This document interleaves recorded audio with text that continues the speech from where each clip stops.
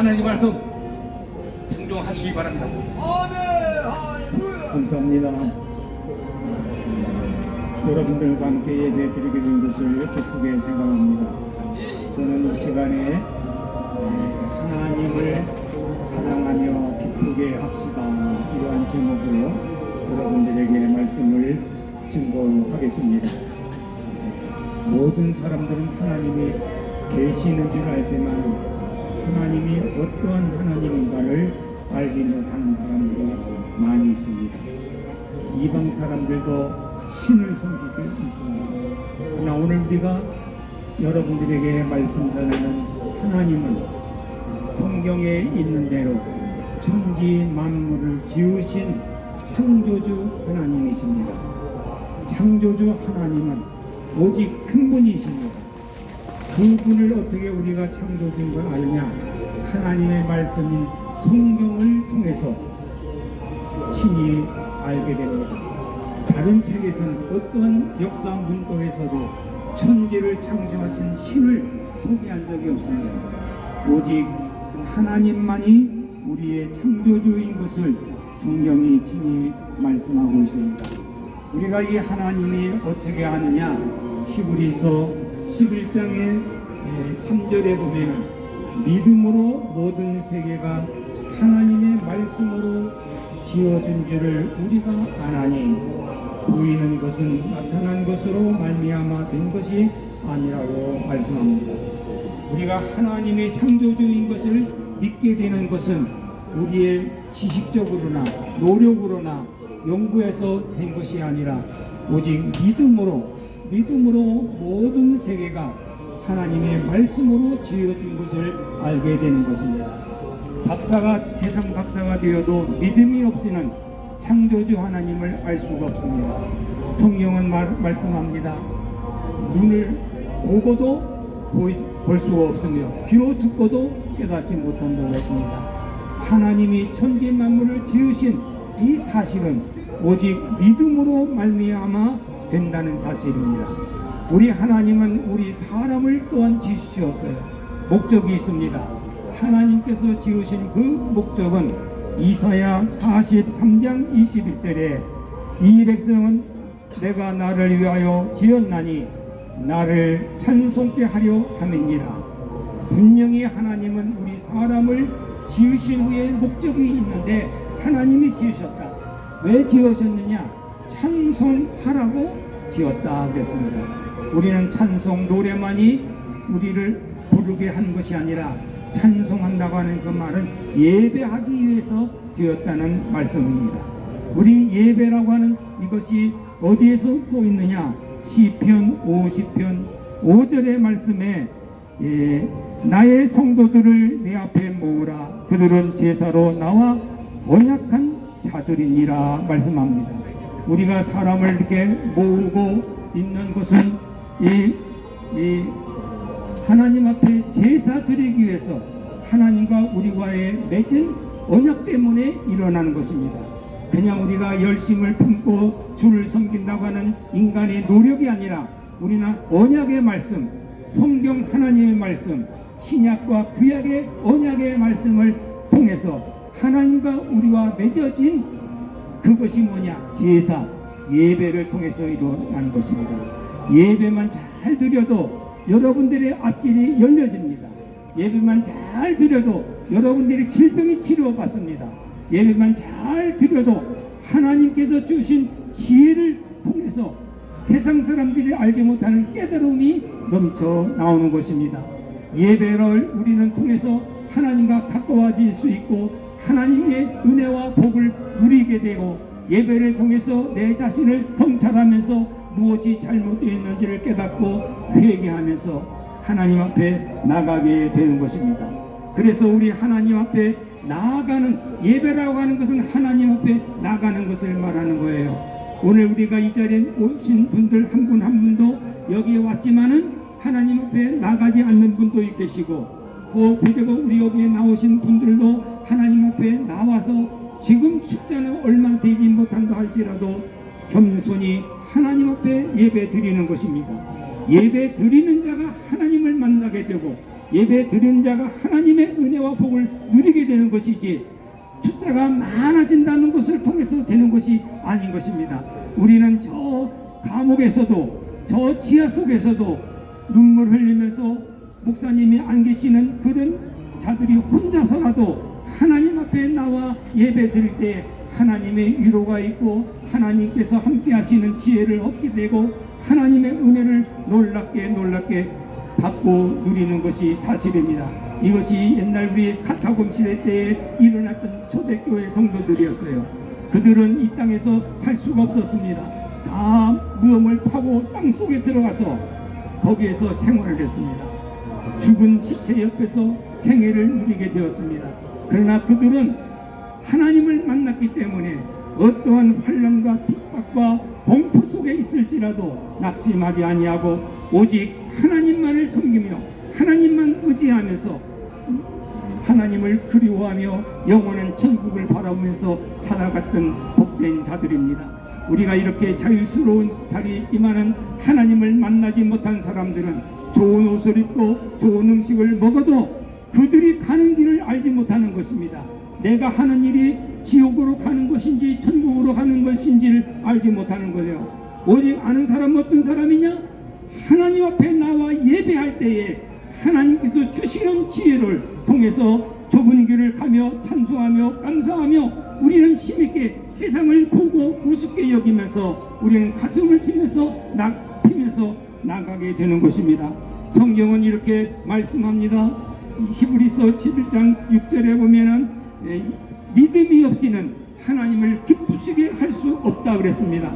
하나님을 기쁘시게 하는 것은 예배인데 예배에도 믿음이 있어야 된다. 예배를 믿음으로 드려야 되는 거예요. 믿음으로 정말 하나님을 기쁘시게 섬기는 것입니다. 그래서 히브리서 11장에 보면은 아벨은 가인보다 더 나은 제사를 드렸다 이렇게 말씀합니다. 거기에 믿음의 모든 사람들은 똑같이 제사를 드렸어요. 예배를 드렸어요. 가인도 드렸고 아벨도 드렸어요. 그러나 아벨은 가인보다 더 나은 제사를 드렸다. 하나님께서 성경은 그렇게 말씀합니다. 더 나은 제사를 드렸다는 말은 무엇인가? 믿음으로 드렸다는 것입니다. 믿음으로. 성경에 보면 믿음으로 아벨은 가인보다 더 나은 제사를 드렸다 그랬어요. 우리는 헌금도 중요하고 사랑을 베푸는 것도 중요하지만 하나님은 여러분들을 볼 때 구직할 때 믿음이 있느냐 하는 것입니다. 믿음이 있느냐 하는 것입니다. 여러분들의 믿음을 갖고 나와 예배드린 자를 하나님께서 간섭하시고 하나님께서 역사하시는 것입니다. 믿음이 없이는 하나님을 기쁘시게 할 수가 없습니다. 금은 보화가 아무리 많이 있어도 하나님 앞에 뭔가 드린다고 할지라도 믿음이 없이 헌금을 드리고 믿음이 없이 무슨 착한 일을 한다고 해서 하나님이 기뻐하시는 것이 아니에요. 오직 하나님은 믿음을 보시고 우리에게 은혜를 주십니다. 작은 믿음을 가진 사람은 작게 역사하시고 큰 믿음이 있다고 칭찬하실 때는 크게 역사하시는 하나님의 공의의 하나님이십니다. 우리는 하나님 앞에 나와 예배 드릴 때 가장 중요한 것은 믿음으로 나와 하나님을 기쁘시게 예배하며 섬길 수 있기를 주의 이름으로 축복합니다. 우리는 이 하나님 앞에 나아갈 때에 우리는 어떻게 하는가? 두 가지가 꼭 있어야 될 것을 히브리서 11장 6절에서 말씀합니다. 먼저는 하나님께 나아가는 자는 반드시 그가 거기에 계신 것과 그랬어요. 우리 여러분들이 이렇게 초라한 천막을 치고 나와 있고 우리가 듬성듬성 자리에 앉아 있다 할지라도 하나님 앞에 나갈 때에 믿음으로 나갈 때에 이 자리에 하나님이 계십니다. 나와 함께 계십니다. 하나님이 계시는 것을 믿고 예배를 드리라는 말씀입니다. 사람을 보고 나오는 것이 아니에요. 무엇을 준다고 해서 받으러 나오는 것을 우리가 믿음이 있고 또한 예배 드린다고 말할 수가 없습니다. 우리는 빈손으로 나왔으나 믿음으로 이 자리에 주님이 계십니다. 이 자리에 하나님이 계십니다. 우리의 예배를 보시고 계십니다. 나를 보십니다. 우리들을 보십니다. 하나님이 계신 것을 먼저 예배자는 믿음을 갖고 나갈 때에 하나님이 기뻐하신다고 그랬습니다. 또한 우리는 무엇이 또 있어야 되느냐? 그가 자기를 찾는 자들에게 상 주시는 이심을 믿어야 할지니라. 이렇게 말씀합니다. 예배 드리는 사람들에게 상 주신다. 상 주시는 표창장 종이 조각을 말하는 게 아니에요. 보상하신다는 말씀입니다. 예배 드리는 자들에게 하나님은 반드시 복을 주시고 은혜를 주시고 기도의 응답을 주시는 겁니다. 그러기에 우리는 추운 날에도 예배하는 것을 철저히 여기며 나갈 때에 하나님께서 은혜를 베풀어 주십니다. 제가 오늘 여기에 나와 서 있는 것이 무슨 공부를 많이 해서도 아니고 무엇을 돈이 많아 해서 된 것이 아니라 나의 삶이 하나는 오직 예배를 통해서 이 자리에 서 있습니다. 예배를 통해서 여러분들의 그 경험을 꼭 가질 수 있기를 정말 주님 앞에서 여러분들에게 호소하는 것입니다. 예배를 잘 드리면요 기적이 벌어져요. 우린 남자들은 군대 얘기를 많이 해요. 그래서 여자분들은 남자들의 군대 얘기, 축구 얘기하면 좀 싫어하는 분이 많이 있는데요. 저는 군대 생활을 평택 오산 비행장에서 했습니다. 거기에 공군도 있고 육군도 있는데 우리는 항공포 포병에 있었어요. 거기에 교회가 없었어요. 공군들이 거기는 한 교회가 있었지만 육군 하나 조그만 데는 교회가 없었어요. 그 교회가 없었을 때에 저는 혼자 예배를 드렸습니다.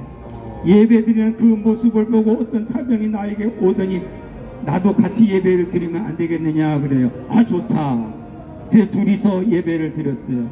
또 한 사람이 오더니 또 합체를 했어요.